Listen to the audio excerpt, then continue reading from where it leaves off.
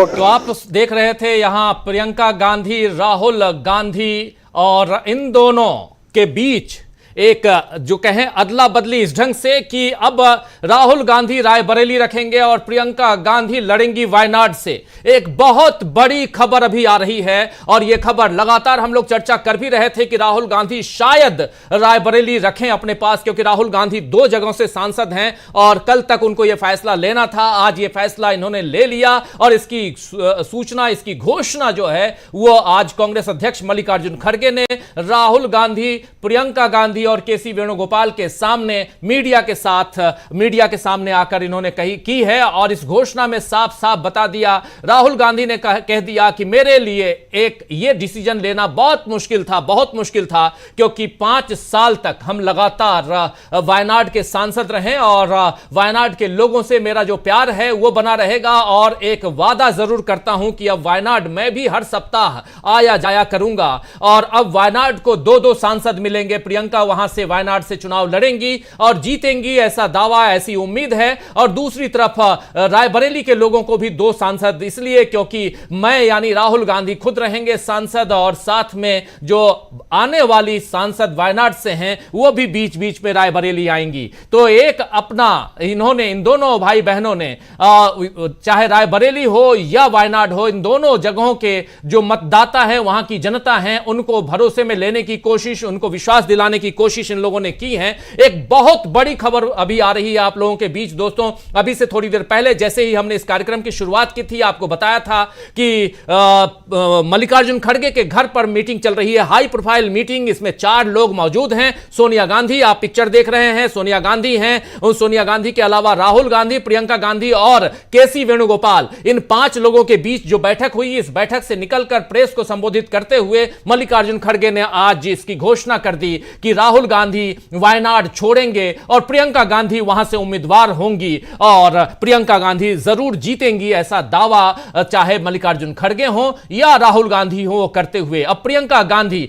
कहें तो electoral politics में डेब्यू है प्रियंका गांधी का। यहां से अभी तक कहा जा रहा था कि प्रियंका चुनाव लड़ेंगी कि नहीं लड़ेंगी, क्या करेंगी क्या नहीं करेंगी, उनके भाग्य को, उनके भविष्य को लेकर उहापोह की स्थिति बताई जाती रही है। लेकिन अब यह साफ दिखाई दे रहा है कि आने वाले समय में वायनाड से प्रियंका गांधी सांसद चुन के आएंगी। इसमें अभी चुनाव कब होगा, 6 महीने के अंदर चुनाव की घोषणा होती, चुनाव करवाना होता है, आप सब जानते हैं। और चुनाव की घोषणा कब होती है, उपचुनाव की घोषणा, और फिर इनके आगे कौन कौन होते हैं ये सब देखा जाएगा। लेकिन एक बहुत ही तगड़ा उम्मीदवार कांग्रेस ने वायनाड से दे दिया है और राहुल गांधी ने वायनाड के लोगों से जो वादा किया था वो वादा वो पूरा करते हुए नजर आते हैं। अब सीधे आते हैं हमारे तमाम साथियों के बीच।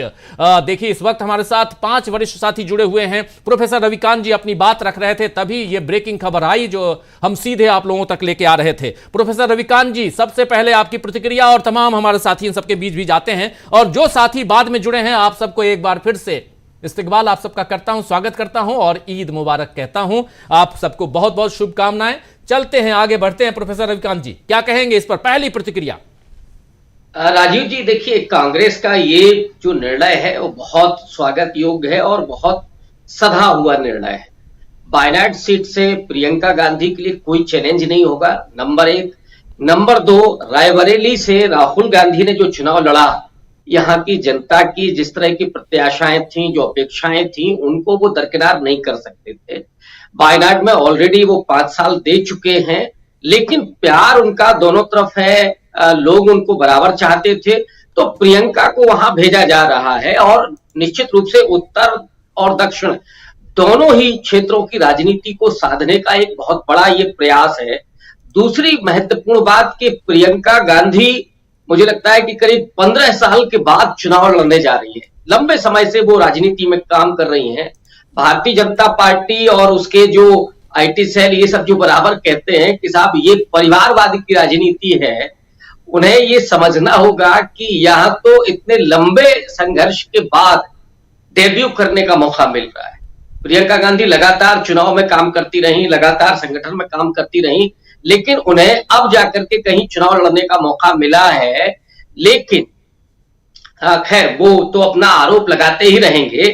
ये चीजें दिखाती हैं कि इस समय आत्मविश्वास कितना है कांग्रेस पार्टी में। आपने देखा विपक्ष में है, लेकिन राहुल गांधी जिस तरह से मुस्कुराते हुए दिख रहे हैं, आत्मविश्वास से लबरेज दिख रहे हैं, वो मोदी के लिए बहुत बुरा समय होने जा रहा है। ये संकेत नरेंद्र मोदी के लिए बुरा है, और आने वाले वक्त में ये जो 99 की संख्या है ये अभी बढ़ रही है। बहुत सारे लोग तो आ ही चुके हैं, 2-3 लोग शायद आ चुके हैं। 3 लोग वायनाड सीट भी कांग्रेस के पास ही रहेगी, और आने वाले समय में जो चैलेंज है नरेंद्र मोदी के लिए वो कम नहीं पड़ने वाला है, क्योंकि राहुल गांधी लगातार घेरेंगे। अब आप ये भी नहीं कह सकते हैं कि वो चुनाव के बाद कहीं बाहर निकल गए हैं। मोदी जी भले ही इटली का दौरा करके आ गए, थोड़ा वहां G7 में था नहीं भारत, फिर भी वो गए, लेकिन राहुल गांधी कहीं नहीं गए। राहुल गांधी यही है।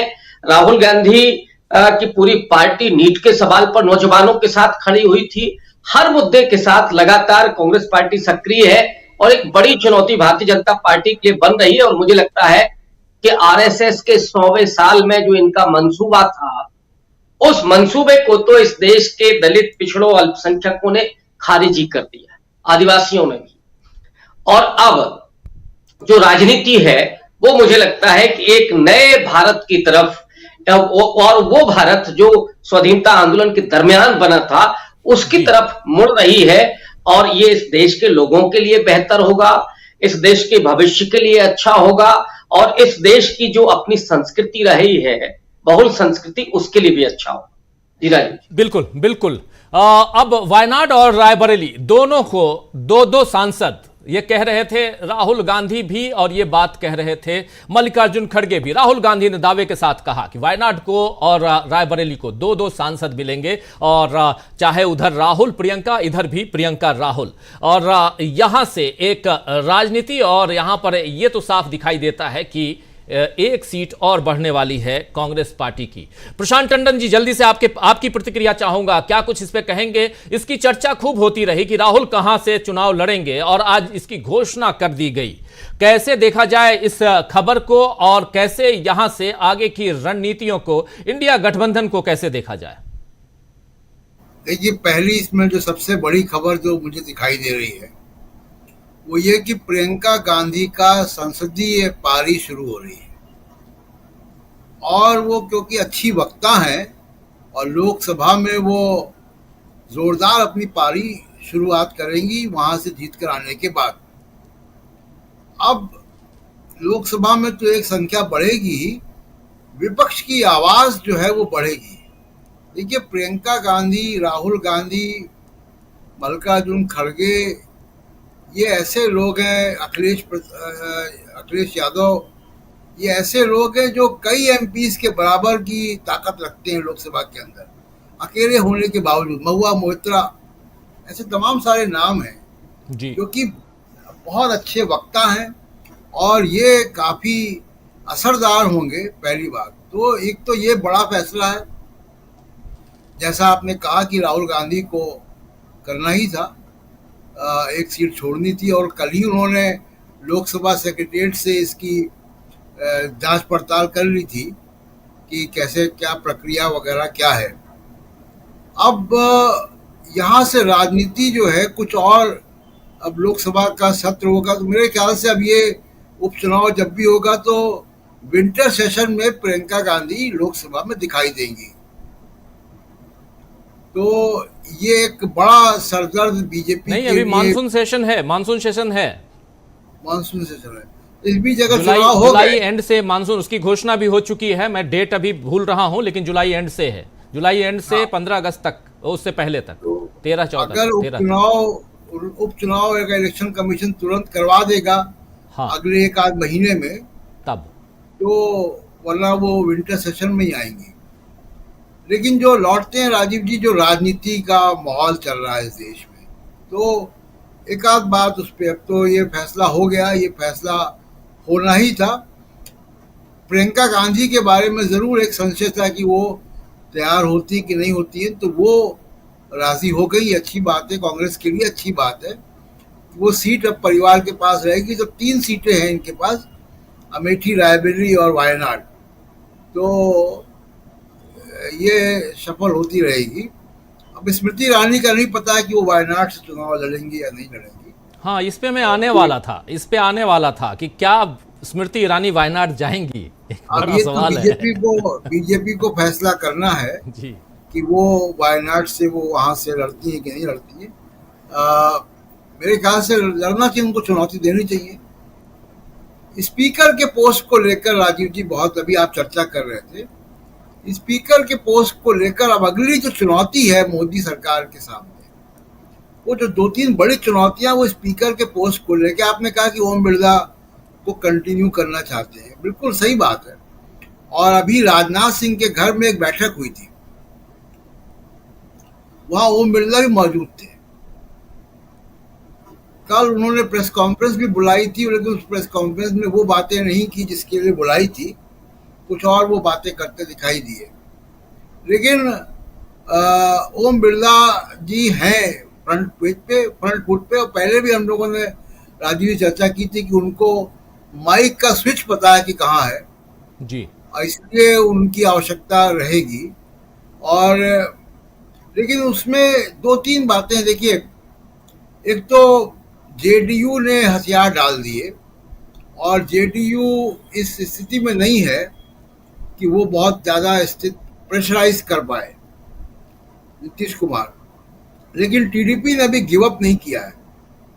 तो जो बातें चल रही हैं वो ये है कि डिप्टी स्पीकर की पोजीशन विपक्ष को दी ही न जाए और डिप्टी स्पीकर टीडीपी का हो जाए। एक और गलत परिपाटी नरेंद्र मोदी जो मैंडेट है उसकी अवहेलना करते हुए करने जा रहे हैं। अगर ऐसा करते हैं तो ये बहुत ही गलत संदेश जाएगा। देखिए 14वीं लोकसभा में, मैं यहां से चलता हूं कि परंपरा हाल फिलहाल क्या रही है। 14वीं लोकसभा में जब मनमोहन सिंह, यूपीए का पहला टर्म, मनमोहन सिंह थे तो अकाली दल जो बीजेपी का सहयोगी दल था उस वक्त, अकाली दल के चरणजीत सिंह अटवाल डिप्टी स्पीकर थे। वाजपेयी जी के समय पीएम सईद थे, लंबे समय तक डिप्टी स्पीकर रहे। 15वीं यूपीए 2 की सरकार में मनमोहन सिंह की बीजेपी के करिया मुंडा डिप्टी स्पीकर थे। लेकिन नरेंद्र मोदी जब आए पहली बार प्रधानमंत्री बन के 2014 में, तो इन्होंने अपने सहयोगी दल का डिप्टी स्पीकर बनाया पी थम्बीदुरई को, जो एआईएडीएमके के थे। परंपरा ये रही है कि डिप्टी स्पीकर पोस्ट विपक्ष को दी जाती है। वो टीडीपी को विपक्ष के खाते में डालकर वो करना चाहते हैं। अब इस पे क्या टीडीपी राजी होगी, क्या टीडीपी स्पीकर का पद छोड़ देगी? अभी प्रियंका चतुर्वेदी जी कह रही थी और तमाम लोग, हम सब जानते हैं कि अगर स्पीकर का पोस्ट उनके पास नहीं रहा तो नीतीश कुमार और चंद्रबाबू नायडू के साथ वही होगा जो महाराष्ट्र के स्पीकर ने किया। ओम बिरला जी तो एक्टिव होके काम करते हैं ना। ओम बिरला जी इसके लिए जाने नहीं जाते कि बड़े निष्पक्ष स्पीकर हैं वो, पिछले और सोमनाथ चटर्जी की तरह या और जो बड़े स्पीकर्स हुए हैं पुराने उनकी तरह, इसके लिए वो जाने नहीं जाते हैं। वो सत्ता पक्ष के साथ खुलेआम पक्षधर होकर काम करने के लिए जाने जाते हैं, दिखे गए हैं। वहाँ कैमरे लगे होते हैं, सब दिखता है कौन क्या बोल रहा है। तो एक ये जो परेशानी है, ये अगर नरेंद्र मोदी ऐसा करते हैं जी, तो वो सदन को सुचारू रूप से चलने देने में बाधा क्रिएट करेंगे, अविश्वास पैदा होगा। एक अविश्वास उन्होंने पहले ही पैदा कर दिया कि किरण रिजिजू को पार्लियामेंट्री अफेयर्स मिनिस्टर बना दिया। अब किरण रिजिजू विपक्ष के साथ थोड़ा फ्लोर मैनेजमेंट चाहते हैं, संबंध अच्छे चाहते हैं, तो वो मल्लिकार्जुन खड़गे जी के पास गए। चेयरपर्सन तो सोनिया गांधी हैं पार्लियामेंट्री पार्टी की, उनके पास वो नहीं गए क्योंकि उन्होंने अपने बयानों से, अपने राजनीति से इतना ज्यादा कड़वाहट पैदा कर दी है। और अभी भी वो ट्विटर के माध्यम से, सोशल मीडिया के माध्यम से भी उस कड़वाहट में कोई कमी रखना नहीं चाहते। तो ये सब संकेत ऐसे जा रहे हैं कि नरेंद्र मोदी उस मैंडेट का रिस्पेक्ट नहीं कर रहे जो इनको जी। जनता ने संदेश दिया। जनता ने सुप्रीम लीडर को रिजेक्ट कर दिया है कि इस देश को सुप्रीम लीडर नहीं चाहिए। वो भले ही आप कैबिनेट के मंत्री वही रख के आप संदेश देते रहे, लेकिन जनता ने ये फैसला नहीं किया।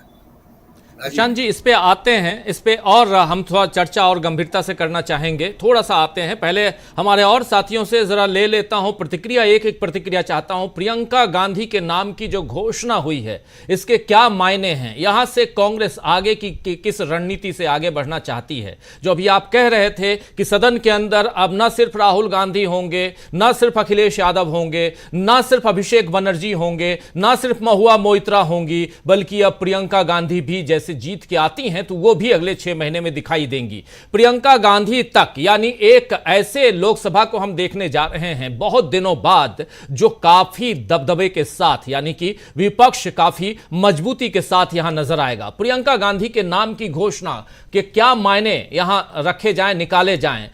सुनील शुक्ला जी, जरा आपके पास आना चाहता हूं, फिर सेकेंड राउंड में जल्दी से आप सबके बीच आएंगे और स्पीकर पद को लेकर के जो बात यहां कह रहे थे प्रशांत टंडन जी, उस बात को आगे बढ़ाएंगे हम। जरा प्रियंका गांधी के नाम की घोषणा, कांग्रेस की रणनीति, राहुल गांधी का वायनाड छोड़ना, इसके क्या मायने हैं? सुनील शुक्ला जी। धन्यवाद राजीव जी।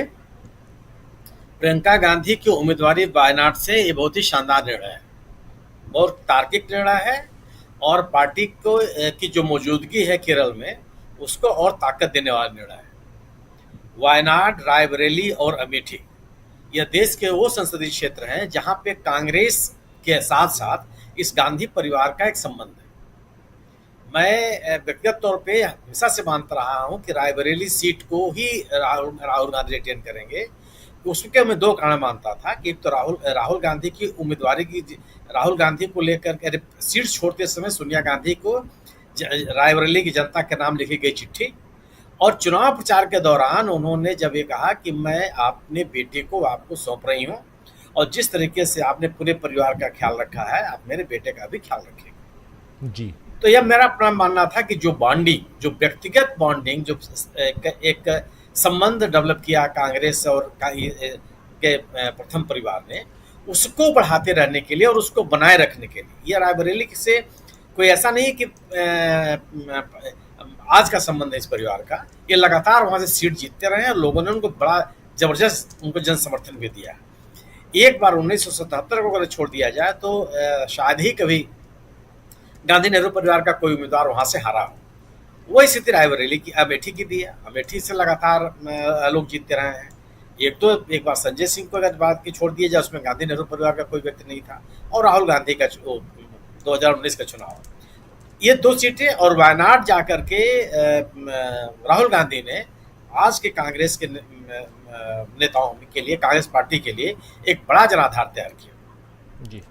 जिस तरीके से एक मजबूत जीत मिली वायनाड में इस बार भी 2024 के भी चुनाव में, उस समय जब सीपीआई के एक मजबूत नेता की पत्नी वहां उम्मीदवार थी, जो स्वयं भी बहुत लोकप्रिय है, बावजूद इसके लोगों ने वहां पे राहुल गांधी को अपना उम्मीदवार चुना। तो मैं व्यक्तिगत रूप से मेरा मत रहा है कि अगर राहुल गांधी छोड़ेंगे वायनाड और वहां से प्रियंका गांधी को ही लड़ना होगा।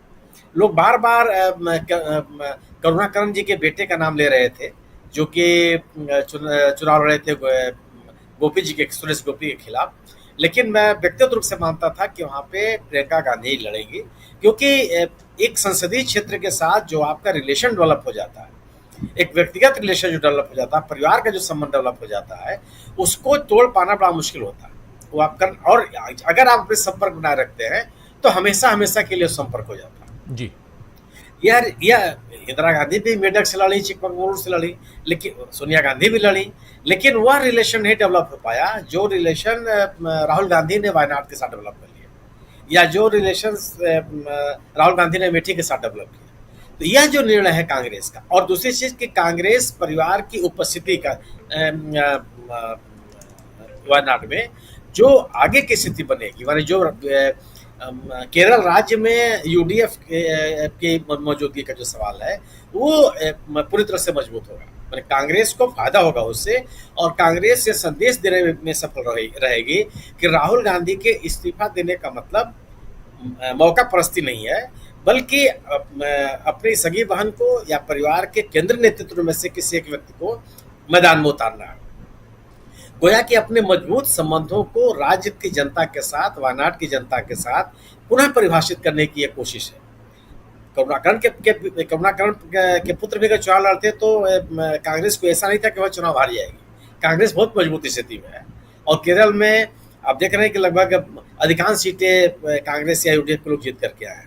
लेकिन एक संसदीय क्षेत्र के साथ जो संबंधों की बात है, और उन संबंधों को दिन प्रतिदिन और प्रगाढ़ करने की बात है, उस प्रगाढ़ता की ओर बढ़ता हुआ निर्णय है। और परिवारवाद, परिवारवाद के आरोप का कोई मतलब नहीं है।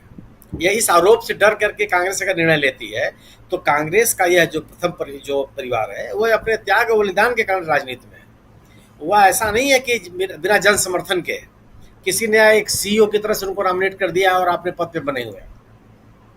आपको लोगों ने, जनता ने समर्थन दिया और उस जन समर्थन के साथ आप राजनीति में हैं, तो वो उसका कोई माने नहीं है। वह केरल में यह निर्णय यूडीएफ के पक्ष में है, कांग्रेस के पक्ष में है, और उसी तरह से राहुल गांधी का रायबरेली में रहना, उत्तर प्रदेश में कांग्रेस की मजबूत उपस्थिति आवश्यक है।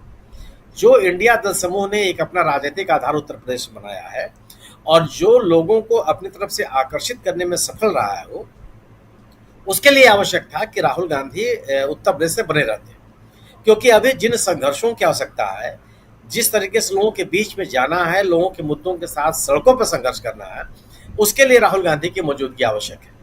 तो राहुल गांधी ने उत्तर प्रदेश, या हिंदी बेल्ट कहिए आप, उत्तर प्रदेश, बिहार, झारखंड, मध्य प्रदेश, इन राज्यों में जो पार्टी का विस्तार करना है, या गठबंधन का विस्तार करना है, या इंडिया दल समूह की विश्वसनीयता को और बढ़ाना है, उसमें राहुल गांधी की उत्तर प्रदेश में मौजूदगी बहुत ही महत्वपूर्ण साबित होगी। क्योंकि जब कोई बड़ा नेता उस इलाके में मौजूद होता है, तो आप पार्टी कार्यकर्ताओं का मनोबल बढ़ता है, सक्रियता बढ़ती है, और मेरा अपना ये मानना है कि जो एक राजनीतिक लक्ष्य है उसको पाने में मदद मिलती है।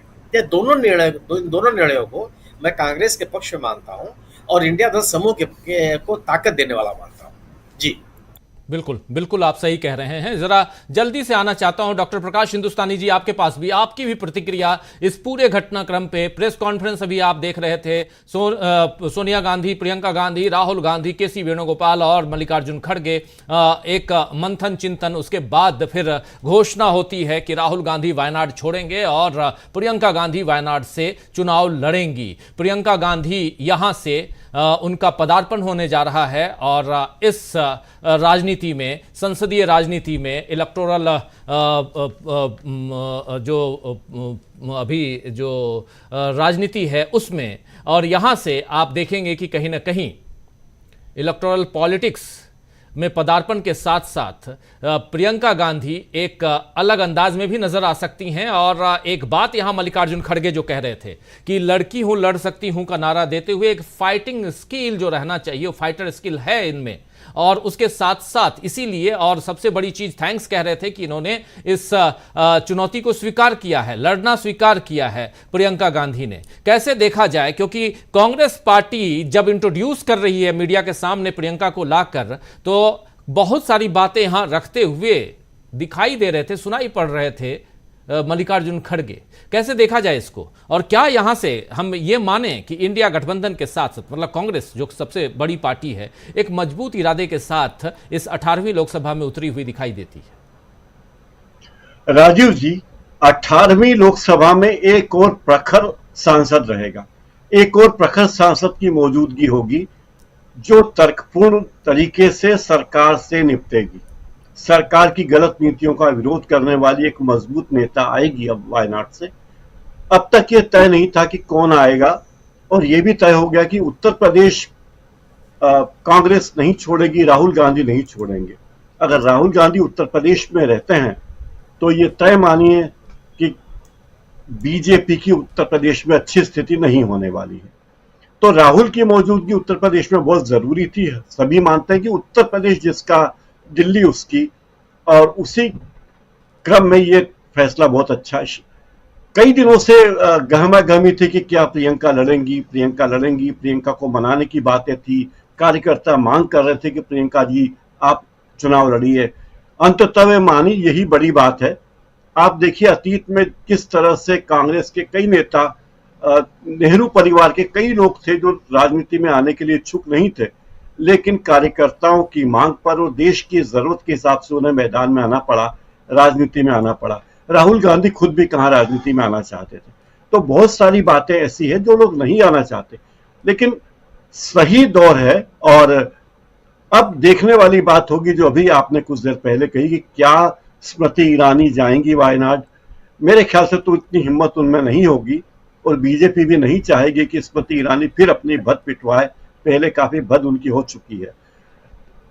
अब प्रियंका गांधी के संसद में जाने से गांधी परिवार के लोग होंगे, लेकिन आप देखिए ऐसे ही काबिल लोगों की संख्या बढ़ेगी संसद में जो बहुत ही प्रखर है, मुखर है, और इससे देश की राजनीति बदलेगी।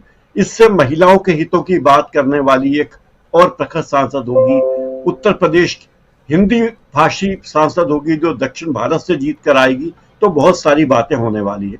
मूल बात यह है कि जो आक्षेप लगाने वाले हैं बीजेपी के लोग वो लगाएंगे, लेकिन वो अब उनके पास आक्षेप लगाने के अलावा कोई चारा है नहीं। मेरे ख्याल से बहुत ही तर्कपूर्ण फैसला है और सही फैसला है। और प्रियंका गांधी की तैयारी, वे अगर पिछले चुनाव में आती तो बेहतर होता, लेकिन एक चुनाव बाद सही वे आ रही हैं। प्रियंका गांधी की भाषण देने की कला, रणनीति की कला, इन सबको इस देश ने देखा है कि वो किस तरह रणनीति बनाकर काम करती हैं, संगठन के लिए काम करती हैं, और कभी भी वे पद के पीछे नहीं है। दोनों भाई बहनों की बात देखिए, वो पद के पीछे नहीं है, वरना 2004 में या 2009 में प्रधानमंत्री बनना उनके लिए बहुत मुश्किल काम नहीं था। तो पद के पीछे से हटना, पद का लालच नहीं होना बहुत बड़ी बात है।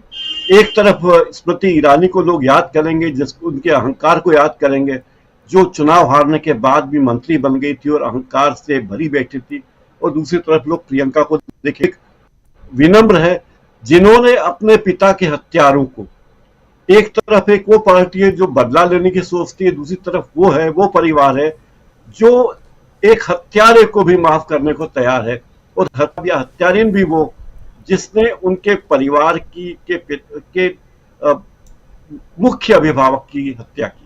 तो ये उदारता, राजनीति में उदारता आएगी, सक्रियता आएगी, राजनीति का स्तर सुधरेगा, ये अपेक्षा मुझे है। राजीव जी। जी बिल्कुल बिल्कुल। प्रियंका गांधी का वायनाड से उतरना, और यहां से राहुल गांधी ने जो वायनाड को वचन दिया था कि हम यहां आपके लिए, मतलब चाहे वायनाड हो या रायबरेली हो, ये बात साफ साफ राहुल गांधी के ने जो अभी तक कही है कि दोनों मेरे लिए इंपॉर्टेंट है, उस इंपॉर्टेंस को यहां पर राहुल गांधी ने रखा है, और शायद इसीलिए परिवार के किसी सदस्य को यहां वायनाड से लड़वाया जा रहा है। ये साफ दिखाई देता है, यानी ये नहीं है कि किसी को भी उतार दिया गया। क्या ऐसा माना जाए अमलेंदु उपाध्याय जी?